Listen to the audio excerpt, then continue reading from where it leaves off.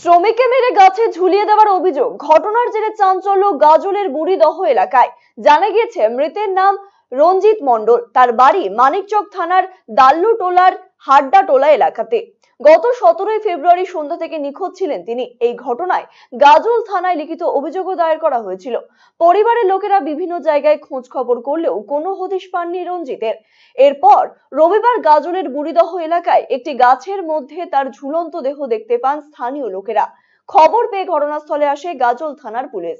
মৃতদেহ উদ্ধার করে ময়নাতদন্তের জন্য মালদা মেডিকেল কলেজ ও হাসপাতালের মর্গে পাঠানো হয়। মৃতের বাড়ির লোকেদের অভিযোগ, ওই ব্যক্তি ওই এলাকার 13 জন শ্রমিকের সাথে গাজলের বুড়িদহ এলাকার অরুণ রায়ের বাড়িতে সরিষা তোলার জন্য এসেছিলেন গত 5ই ফেব্রুয়ারি। এতদিন ধরে সরষে তোলার কাজ করছিলেন। তাকে মেরে গাছে ঝুলিয়ে দেওয়া হয়েছে।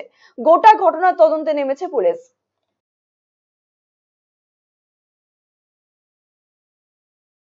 ফেব্রুয়ারি মাসের 5 তারিখে রঞ্জিত মণ্ডল পাণ্ডব মণ্ডলের সঙ্গে সরষা কাটতে আসে গাজল থানার অন্তর্গত বুড়িদহ গ্রামে। সব ঠিকঠাক চলছিল। হঠাৎ করে 17 তারিখ রাতে শুনতে পাওয়া যায় যে তাকে খুঁজে পাওয়া যাচ্ছে না। ভাত খাওয়ার পরে রাত 8টার পরে খুঁজে পাওয়া যাচ্ছে না। তারপরে সবাই খোঁজাখুঁজি করে।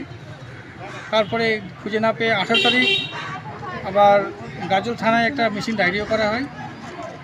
তারপরে 2টো নাগাদ দেখতে পাওয়া যায় তার ঝুলন্ত দেহ বাড়ির মালিকের বাড়ি থেকে ওই 50 মিটার মতো হবে ডিস্টেন্সে জঙ্গলের মধ্যে একটা গাছে তার ঝুলন্ত দেহ দেখতে পাওয়া যায়।